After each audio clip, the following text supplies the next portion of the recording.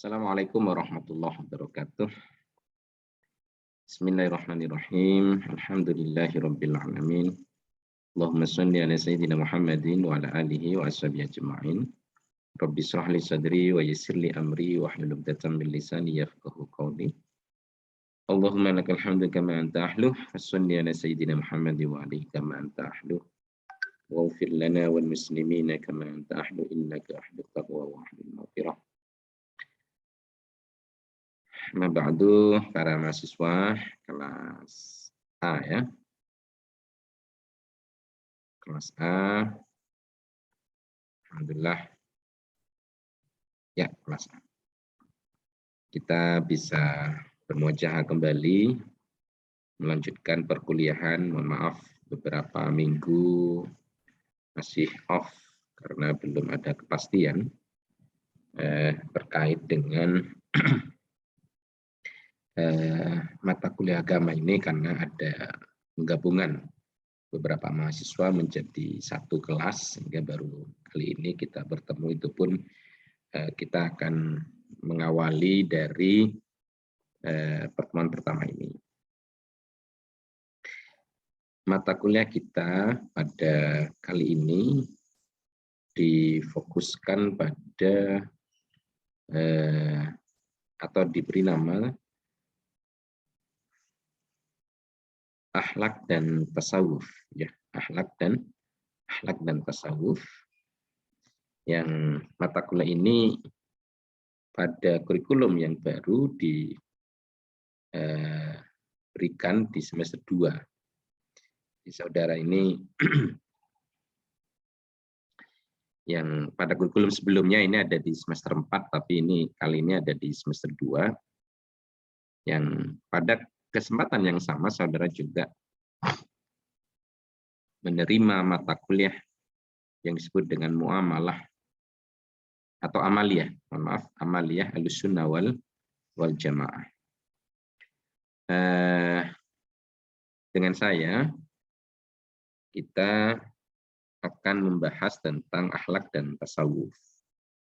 Saudara semua, kalau kita lihat di sini di CPL-nya,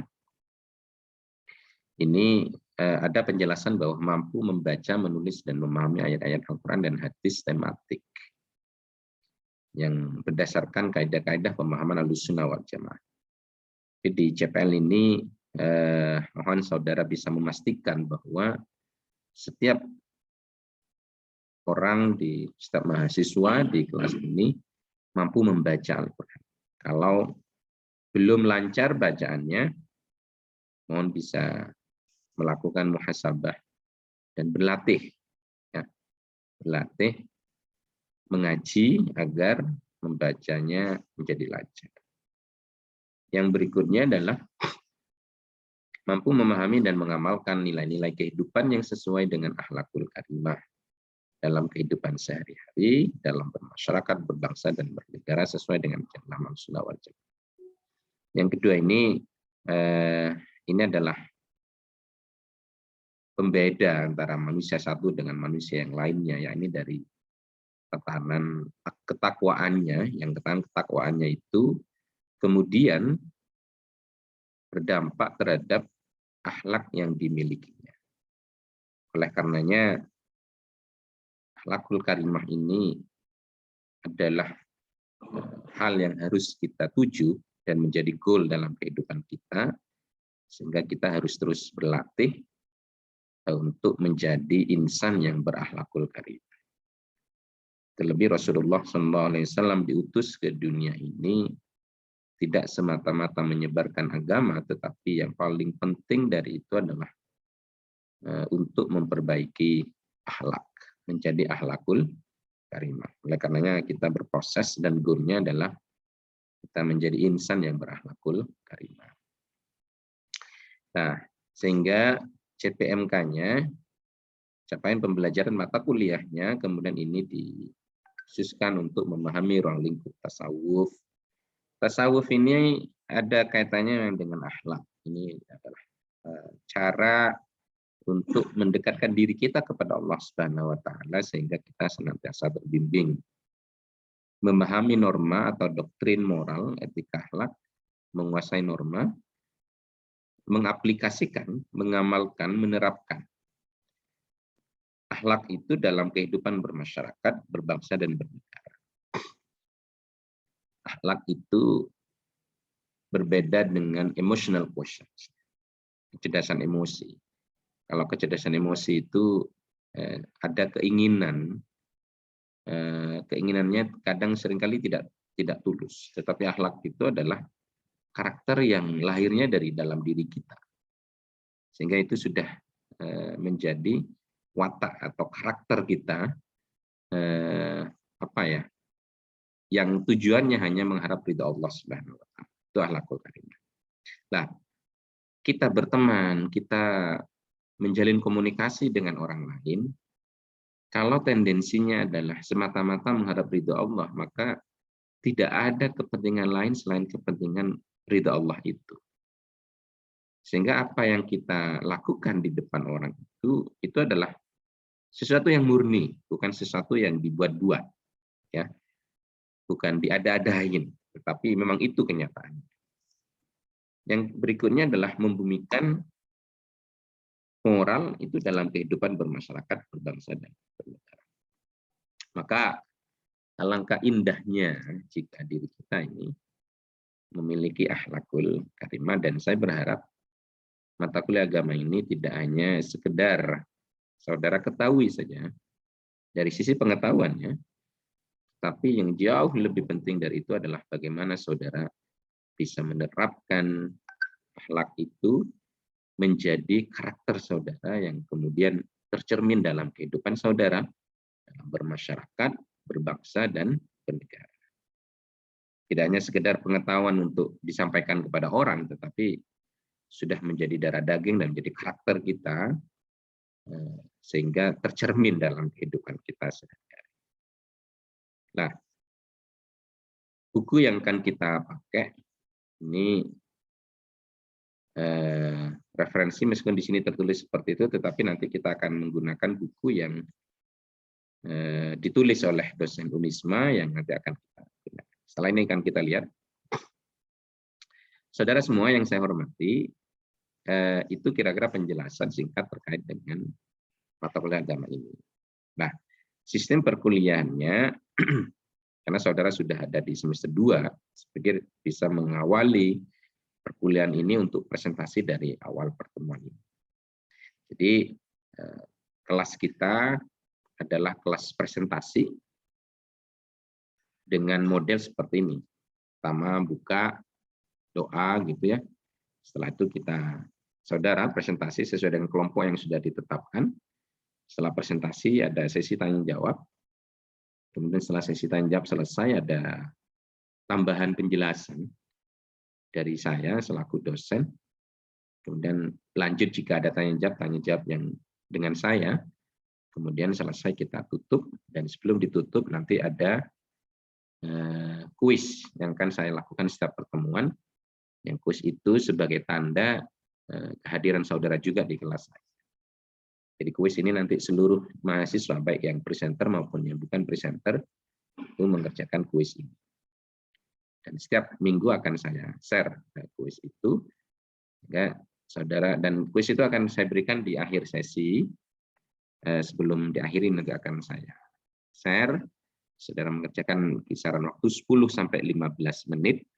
Baru setelah 15 menit itu Google Form-nya akan saya kunci. Jika saudara terlambat mengerjakan berarti dianggap saudara tidak masuk. Karena saya sudah mengukur untuk menjawab itu mungkin hanya butuh 2 sampai 3 menit untuk mengerjakan pertanyaan-pertanyaan yang mungkin 1 sampai 2 pertanyaan. Oleh karenanya mohon setelah ini saudara membentuk kelompok sebanyak 6 kelompok. Jadi dibagi menjadi 6 kelompok dari seluruh anggota kelas, yang dari 6 kelompok itu mulai presentasinya minggu depan. Jadi minggu depan, Jumat depan ini sudah mulai presentasi. Berarti kelompoknya saya beri kebebasan saudara untuk memulai atau membentuk kelompok, dan minggu depan sudah kita mulai kelas presentasinya. saudara punya waktu yang kelompok 1 misalnya untuk mempersiapkan membaca, membuat PowerPoint, dan mempresentasikan dengan baik minggu depan, dan tolong presentasi itu bukan sekedar membaca, tetapi menjelaskan, ya, menjelaskan apa yang saudara tulis di PowerPoint. Dan kepada mahasiswa yang tidak presentasi, mohon keaktifannya. Dengarkan, disimak, dan saya minta seluruh video saat Zoom meeting itu on. Jadi on kamera, jangan sampai dimatikan, karena seringkali saya temukan videonya di-off-kan ketika dipanggil orangnya nggak nyaut. Berarti kan itu tidak mengikuti perkuliahan, tetapi mungkin hanya sekedar on, terus ditinggal. Kira-kira begitu.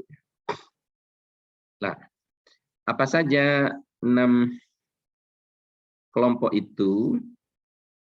6 kelompok itu nanti akan membahas tentang ini. Mahasiswa memahami hakikat tasawuf dan ruang lingkup tasawuf serta hubungannya dengan akhlak.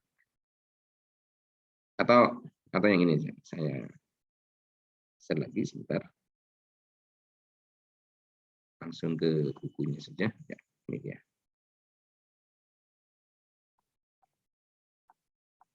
Oke.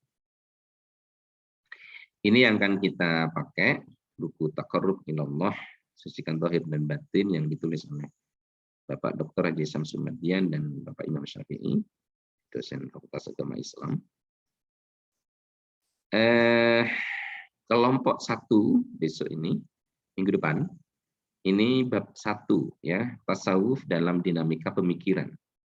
Definisi tasawuf, macam-macam tasawuf, ada tasawuf akhlaki, tasawuf amali, tasawuf falsafi. Apa yang membedakan itu? Dan integrasi antara tasawuf dengan akhlak. Jadi setelah memahami bab 1, saudara memahami definisi tasawuf dan macam-macam tasawufnya, serta integrasinya antara tasawuf dengan akhlak. Berikutnya yang bab 2, ini konsep tahalli, tajalli dalam dunia tasawuf. Apa yang disebut dengan tahalli, tajalli? Dalil Al-Quran tentang tahalli, dan tajalli, dan implementasinya tahalli, dan tajalli.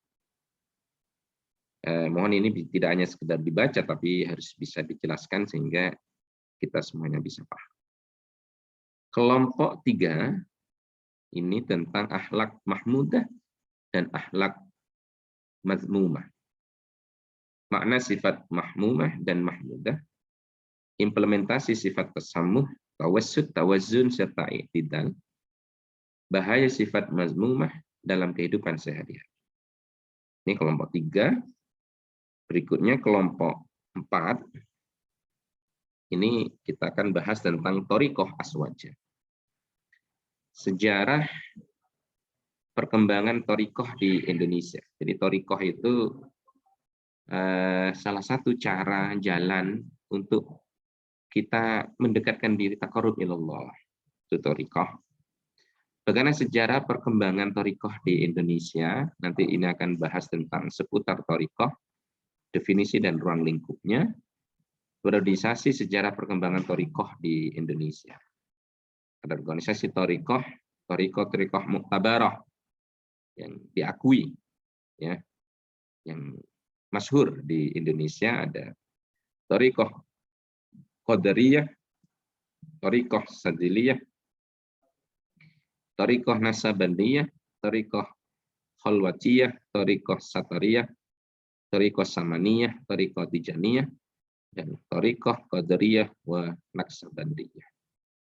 Silsilah beberapa thariqah muktabarah di Indonesia.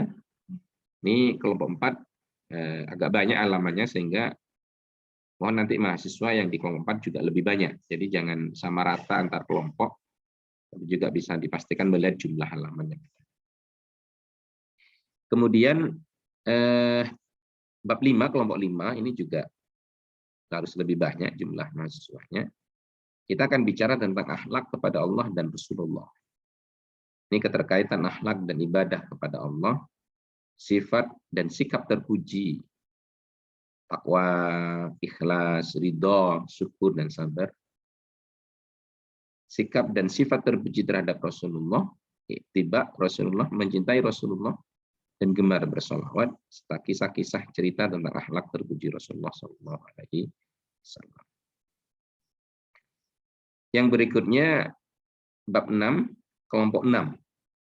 Akhlak kepada orang tua, sifat dan sikap terpuji kepada orang tua, taat kepada orang tua, membantu, birrul walidain, keutamaan berbuat, dan cerita hikmah salafus soleh tentang berbakti kepada orang tua. Yazid al-Bustami dan Uwais al-Qarni. Ini materi yang akan kita bahas. Jadi mohon kelas dibentuk 6 kelompok dan pastikan yang jumlah halamannya banyak itu jumlah mahasiswanya bisa ditambah sehingga tidak harus sama rata antar kelompok yang ada. Gitu ya. Baik. Jadi sekarang saudara di grup tolong ditulis bagaimana menentukannya. Saya pasrahkan kepada kelompok kelas A. Grup dan grup 1 siapa ditulis namanya, nama lengkap bukan nama panggilan tapi nama lengkap, dan NPM-nya ditulis di WA sehingga untuk mempermudah saya mendeteksi. Baik, itu saya pikir penjelasan untuk awal ini. Mohon maaf ini nanti saya masih ada pelatihan sehingga tidak dapat mendampingi secara langsung, tapi sebagai awalan untuk perkenalan isinya itu target hari ini. Jadi kita akan belajar tentang tasawuf dan akhlak, dan harapan dari saya dan lembaga ini tidak hanya sekedar tentang pengetahuan tentang tasawuf dan akhlak, tapi bagaimana tasawuf dan akhlak kemudian ini bisa masuk dalam diri kita sehingga menjadi perilaku kita sehari. Perilaku menjadi insan, menjadi manusia yang berakhlakul karimah. Materinya ini sampai bab 6 sampai UTS nanti, dan mohon membentuk 6 kelompok dan pastikan jumlah mahasiswa di masing-masing kelompok tidak harus sama, tapi sesuaikan dengan banyaknya materi yang akan disampaikan. Setiap minggu presentasi, tanya jawab, penguatan, terus ada kuis sebagai bentuk kehadiran saudara dan ditutup. Dan mohon nanti setelah perkuliahan itu, waktu perkuliahan senantiasa mengaktifkan kamera. Mungkin itu. Terima kasih. Kalau ada pertanyaan bisa kita lanjut di grup WA. Wallahul muwaffiq ila aqwamit thoriq. Wassalamualaikum warahmatullahi wabarakatuh.